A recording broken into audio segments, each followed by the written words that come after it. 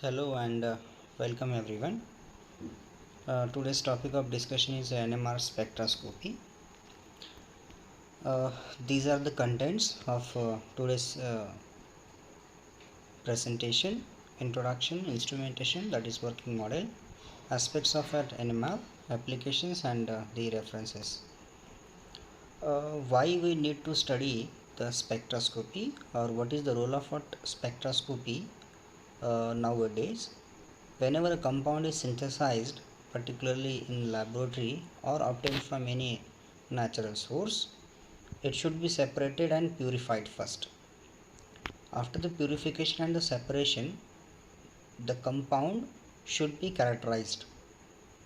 The characterization is essential term, as you can see, and that can be done with the help of a spectroscopic method, either NMR, UV, mass, or IR, etc. Then we can evaluate that compound for the further studies. That compound might be may be applicable to any field like medicine, like agricultural, as a drug, one can say. So that's why need to know or learn the spectroscopy, especially what NMR spectroscopy for organic chemistry. Any spectroscopic technique is basically deal with the interaction of what EMR with the matter now, and that includes electromagnetic spectrum, which comprises with the different regions like UV, IR, NMR.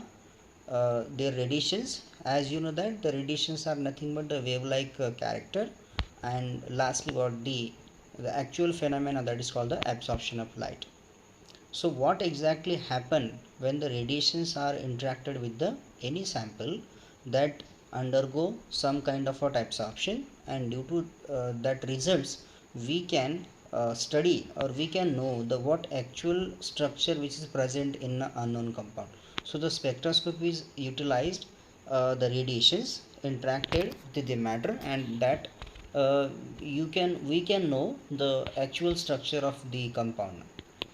NMR spectroscopy is basically the interaction of absorption of what electromagnetic radiation in the region of our radio frequency, and here the nuclei are involved in the absorption process, where the sample is generally keep in the magnetic field.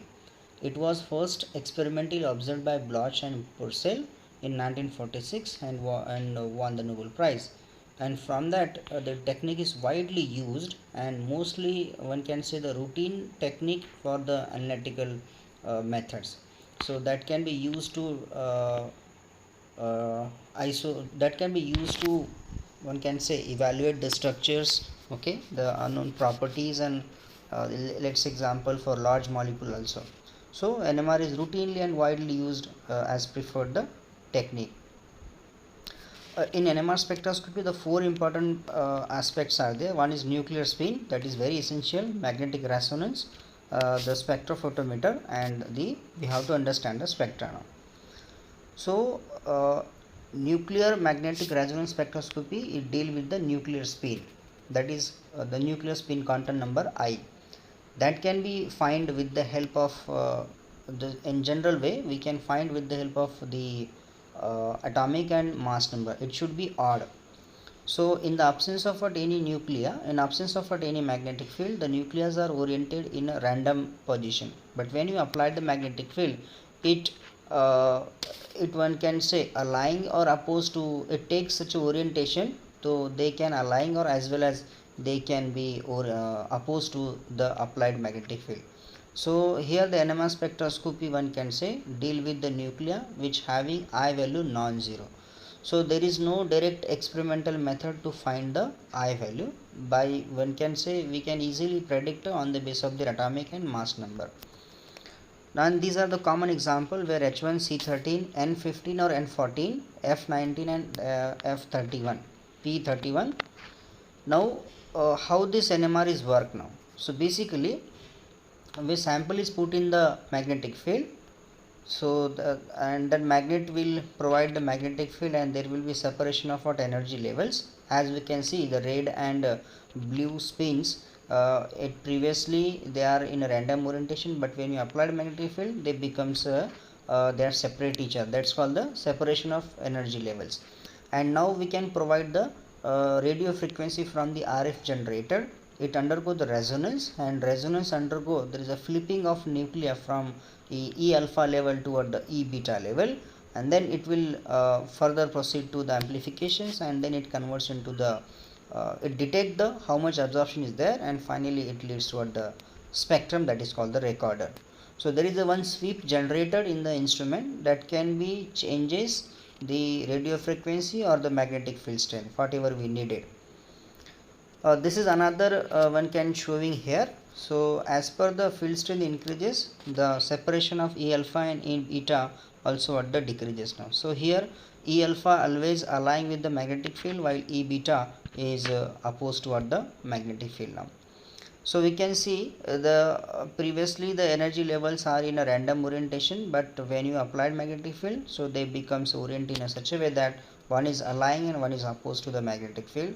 Now there is the radio frequency, and it will be undergo the absorption, and you will get the spectrum. So what exactly obtained from the NMR? You can find out the environment of the proton, and secondly what the position of the signals in the spectrum that deal with the one can say again the environment of that hydrogen now. So the chemical shift is basically measured in del ppm, which is ranges for 0 to 14 for the organic compounds, and that can be found with that simple formula. And this is what the scale, which is starting from 0 and which is end up to 20 or 14. So here 0 stands particularly for the TMS, that is this is the reference which is used for the organic compounds. The chemical shift value we can see here. These are the three pictures are in front of you. One is the electron is unaffected by electron cloud, second is the electron is affected by the electron cloud, and third one is again the electron cloud. So we can compare with the shielding and de-shielding phenomena. So what actually the shielding now? Shielding means where hydrogen is connected, or hydrogen surrounded by maximum electron density. That proton is said to be the shielded proton, where the electrons electron density is maximum, while de-shielded proton are those proton where the electron density adjacent to the adjacent to the hydrogen is what the less. That's why it should be called as a de-shielded proton. Now the factors, what are the factors which are affecting on that chemical shift now? How your signals are nearer or away from the TMS, that can be decided by this factor. One is electronegativity, functional group, hybridization, anisotropy, electron density, and the chemical environment, and based on that we can find out the multiplicity of the proton now. So here electronegativity is very important key role one can say to decide the proton is shielded or de-shielded. As we can see, with increase in the electronegativity of the neighboring atom, the chemical shift value also what the increases now. One most important is called as anisotropic, where the unequal distribution of the electron density is going to take place within the molecule when you placed in the magnetic field. So a general example for this is aromatic ring, which is appeared in the region of 7 to 8. Olefinic proton, which are ranges from 5 to 6, aldehydic proton which is up to 9 to 11, and acetylene is the exception example where it appeared as a 1.3 to 2.5. Now chemical shift and their electronegativity with respect to that functional group. So we can see the effect of a neighboring atom, it varies the chemical shift from 1 to 0 to 12 now. So proton is shielded, maybe what the de-shielded is totally depend upon the adjacent or the neighboring system now. So that's why NMR is very important to find the chemical environment of the proton now. So what information we are obtained from the NMR spectrum? So there are three things we get from the NMR. One is the integral ratio, second one is the multiplicity, and third is the chemical shift. What is integral ratio now? Integral ratio is the one can say the relative content of hydrogen, how many hydrogens which are actually present on that particular carbon, that we can based on that ratio we can find the intensity or integral ratio. Next one is about multiplicity. Multiplicity is totally depend upon the how many neighboring proton we have, okay, and the chemical shift is what actually how your hydrogen is appeared in the spectrum now, whether it is away to TMS or it is nearer to TMS now. It's basically shielded or deshielded. So these things we are obtained from the NMR spectra. The next point is what? The coupling constant. Coupling constant is basically the mutual interaction between the magnetically active nucleus. Say hydrogen, hydrogen, both are magnetically active. So this is called homonuclear coupling. When hydrogen and other any magnetically active nuclei is there other than hydrogen, let's say hydrogen and C13, hydrogen and fluorine 19, this is called heteronuclear coupling now. And it basically the distance between the two signals, that is called as a coupling constant, which is indicated by J and measured in hertz now. So these are the two types of coupling we have. One is strong field, one is called as a strong coupling, one is called weak coupling. Whenever the two nuclei which are separated by less than 3 bond, that is called strong coupling, and whenever the two nuclei which are separated by maximum 3 bonds, that is called as a weak coupling now. And based on that coupling constant we can elucidate any compound. Basically we can see here 6 to 8 hertz, 2 to 3 hertz, 12 to 18 for the trans alkene, and 6 to 12 for the cis proton. So we can this coupling is very important, particularly to differentiate the olefins and what aromatic zone now. You can see the chemical shift for aromatic proton and the olefinic protons are near about same. It's very difficult to differentiate the olefins and aromatic proton by using chemical shift now. But the coupling constant is the key factor that only differentiate the one can say that differentiate between the sp2 hybridized olefinic proton and the aromatic proton. So how to prepare a sample, particularly in the for NMR spectroscopy? You know that for any NMR spectrum, if you want to record NMR spectrum of or any organic compound, so we have deuterated sample, right? Like acetone D6, ethanol D6, DMSO D6, chloroform D3, chloroform D1 one can say you can use. See CDCl3 we can use. So NMR used these solvents, and you know that CDCl3 peaks appeared at the 7.24 and DMSO is appeared at the 2.5 something like that.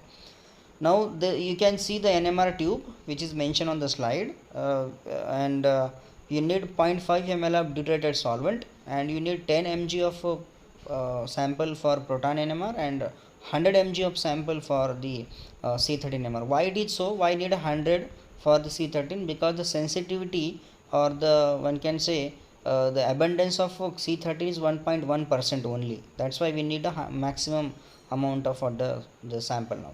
And how much we have to fill the sample into the tube? Only up to 2 inches, or one can say the 5 centimeter.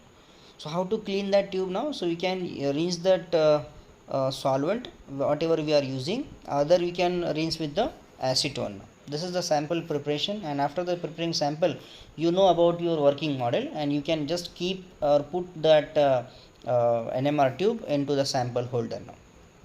And you know that TMS is widely used in the reference or standard one can say for the all organic compounds. So why it is TMS is only the organic reference? Because it is suitable, it is inert, it is not reacted with your organic compound, and it appears to 0, and no non-organic compound is appeared in the range of order 0. That's why it is very important. So the lastly is very important, it's hardcore of why we need to study the NMR spectroscopy now, because NMR spectroscopy is a principal technique for structural elucidation of organic compounds specially, and that's why it is widely used in drug design, chemical analysis, intramolecular interactions like hydrogen bonding, etc., protein folding, protein hydration, native membrane protein, then metabolite analysis, ionization state, material science, molecular dynamics, solution structures, and etc. These all applications I took from the research paper, and now we can see again the versatility of the NMR, how NMR is versatile. It is used for the structure elucidation. You can see on the right side there is one structure which is bulkier structure, or the large molecular structure, that's called the Taxol, which can be evaluated with the help of the NMR spectroscopy. That's why all organic chemists use that NMR. Study of dynamic processes, that is called reaction mechanism, reaction kinetics, equilibrium reactions, Structural of three-dimension studies, one can say protein folding, protein ligand interaction, you can see NMR structure which is complexed to a ligand. Metabolomics, that is used in biochemistry and etc. Drug design, that is called SAR. The structure active relationship by NMR, and lastly which is used in the medicine, that is MRI. So magnetic resonance imaging is the important, one can say, for to take the pictures or take the images of the brain, delicate parts, one can say, the brain. And lastly, these are the references which I used for this my presentation. One is spectroscopy by H. Core, organic chemistry, organic spectroscopy by William Kemp, then Colin Bunwell, introduction to spectroscopy by Pavia, and spectrometric identification of organic compounds by Silverstein. So this is advanced, one can say, the NMR instrument by Brooker. And thank you so much for so if you have any question, please ask. Thank you.